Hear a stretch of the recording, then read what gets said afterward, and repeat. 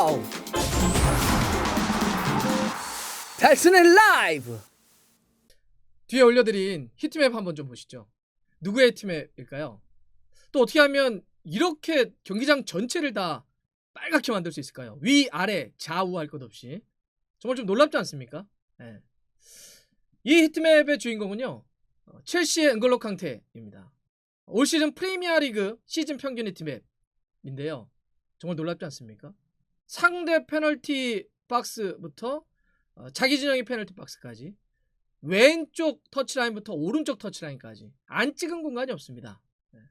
그리고 이 히트맵이 굉장히 인상적인 건 뭐냐면, 위가 공격 쪽이고 아래가 자기 진영 쪽인데, 이 경기장을 이렇게 완전히 뒤집는다고 한번 생각해 보세요. 180도로. 그래도 똑같아요. 전혀 달라지지 않습니다. 위 아래를 이렇게 뒤집어 놔도 이 히트맵은 전혀 위화감이 들지 않아요. 그만큼 캉테가 정말 공격부터 수비까지 고르게 너무너무 잘 뛰고 있다는 거죠.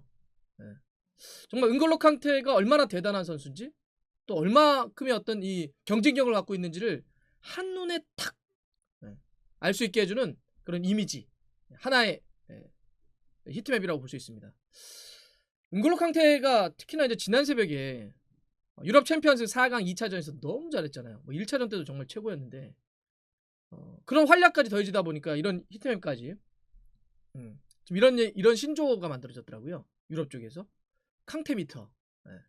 캉테가 바로 미터다. 이걸 축약해서 이제 캉테 미터라고 이제 부르고 있는데, 어떤 미드필더들의 경쟁력이나 미드필더들의 능력을 이제 평가할 때 캉테하고 비교해보면 딱 안다. 이게 하나의 기준이다, 캉테가.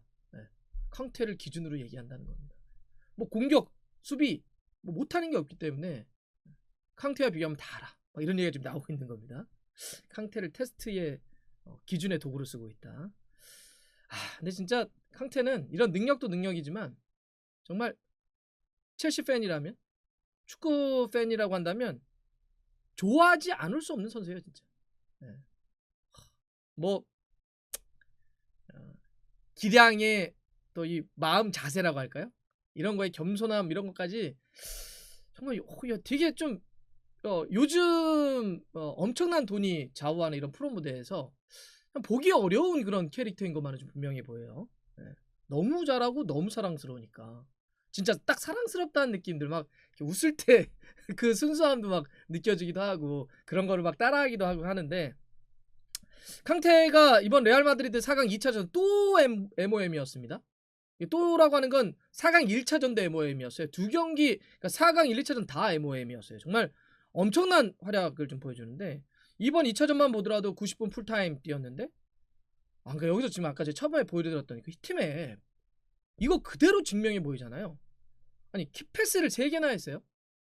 첼시가 넣었던 2골에 다 기점이 됐습니다. 그걸 포함해서 지금 키패스를 3개나 다 만들었단 말이죠. 공격에서 확실히 어마어마한 모습을 좀 보여줬는데, 근데 또 수비로 내려가서 인터셉트를 또 무려 5개나 기록을 했습니다.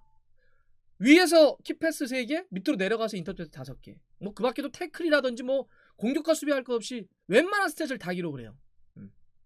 또 경합 들어가면 또 약하냐? 그것도 아니에요. 6번의 경합 장면이 있었는데 4번이나 성공시킵니다. 그래서 4강 2차전의 히트맵만 보더라도 한번 보시죠. 그냥 딱 그 우리가 이야기하는 박스 투 박스 미드필더, 박투박의 그런 모습들을 그대로 좀 보여주죠. 상대 페널티 박스부터 자기 진영 페널티 박스까지 안 뛴 공간이 없잖아. 이러니 첼시가 앞쪽에 있는 공격수들, 뭐 베르나라든지 카이 하베르츠라든지, 또 뒤쪽에서는 이 백스리가 힘을 받을 수밖에 없잖아요. 물론 뭐 중간고리 역할을 하는 조르지뉴라든지 좌우 쪽 윙백들도 잘하긴 했지만, 캉테가 이 가운데서 2축으로 움직여주니까, 공격을 할 땐 공격의 숫자를, 수비할 땐 수비의 숫자를 움직여주니까 정말 대단한 움직임입니다. 그래서 이 평점을 준 영국 현지들을 보면 재밌어요. 다 똑같이 역시 캉테 이렇게 보고 있습니다. 데일리메일 같은 경우는 또 한 번 큰 공헌을 세웠다. 아무래도 1차전 MOM, 이번에도 MOM이니까. 그러면서 달리는 걸 멈추지 않았고 2골 모두의 기점이 됐다. 훌륭했다. 달리는 걸 멈추지 않았다가 포인트입니다. 9점. 데일리메일 이렇게 줬고요. 풋볼 런던은 뭐 여러 가지 쭉 썼는데 마지막 한 줄을 이렇게 쓰죠. 모든 잔디를 뒤엎었다. 이게 무슨 얘기냐면, 그러니까 이 경기장의 잔디를 밟지 않은 공간이 없었다는 거예요. 그러면서 풋볼 런던도 캉테에게 최고점 9점 줬습니다. 토크 스포츠는 조금 더 뭐라고 할까요? 좀 인간적으로 더 기사를 썼던데 캉테는 인간이 아닙니다 이렇게 썼어요. 그러면서 기사를 보면 수비하다가 이렇게 봤더니 어느새 공격하고 있고 공격하고 있어서 어느새 이렇게 봤더니 수비하고 있고 막 태클하는 것 같은데 딱 보면 공격에서 크로스 올리고 있고 그래서 인간이 아닌 것 같다 이런 얘기를 했습니다. 이거 사실 퍼거슨 감독이 에인트호번 했을 때 박지성 선수 데려오면서 했던 평가도 그랬었거든요. 수비하다가 잠깐 딴 데 봤는데 공격하고 있고 공격하는 거 봤는데 잠깐 하니까 수비하고 있고 이런 얘기 했었는데 캉테가 그렇게 보여줬던 거죠. 사실 캉테 이런 역할은 지금 투엘 감독 체제가 정말 딱 떡상하는 데서 굉장히 큰 힘이 된 거죠. 수비에 엄청난 클린시트잖아요. 네. 지금 뭐 클린시트를 엄청나게 기록을 하고 있는데 이번에도 그랬고 이렇게 수비에도 큰 힘이 되고 있죠. 내려가서 자꾸 인터셉트 해주고 끊어주니까. 또 공격에도 사실 그 베르너가 이번에 골을 넣긴 했지만은 스트라이커가 좀 부족하다 이런 거잖아요. 그래서 뭐 카이 하베르츠의 펄츠나인을 쓴다든지 약간 좀 확실한 스트라이커. 그래서 이제 앞으로 첼시가 9번 스트라이커는 좀 한 명 필요하다 이런 얘기를 하고 있는데 이렇게 스트라이커가 부족하니까 오늘은 아예 공격적으로 올라가가지고 공격 롤까지도 너무나 수행을 잘해주니까 오늘 경기 끝나고 리오 퍼디난드가 BT 스포츠에서 이제 해설하잖아요. 그렇게 했더라고요. 와 캉테를 우리는 그동안 수비형 미드필더로만 부른 거 아니냐. 근데 오늘 경기 봐라. 이 정말 에너지 놀랍지 않냐. 속도 봐라 진짜 놀랍다 이러면서 피치 전체를 커버했고 공을 계속해서 앞으로 운반했다. 극찬을 했습니다. 아니 이런 선수가 어딨지? 수비와 공격을 이렇게까지 커버한다고? 이런 얘기를 한 거죠. 그러니까 이게 제가 처음에 말씀드렸던 것처럼 그 히트맵으로 모든 게 다 설명이 됩니다. 그러면서도 이 캉테가 첼시 팬들 또 축구 팬들에게 확실히 사랑받는 건 그 겸손함이라고 할까요? 이번에 경기 끝나고도 경기장 이렇게 빠져나가는데 스탠포드 브리지 이렇게 빠져나가잖아요. 첼시 팬들이 막 결승 간 거니까 막 좋아가지고 막 환호하면서 막 박수쳐주고 있는데 캉테가 딱 나와요. 근데 오늘 보셨죠 그 영상? 지금도 영상 하나 좀 연결해드리면 미니 쿠페 조그만 거 캉테가 이렇게 타고 이렇게 나오죠.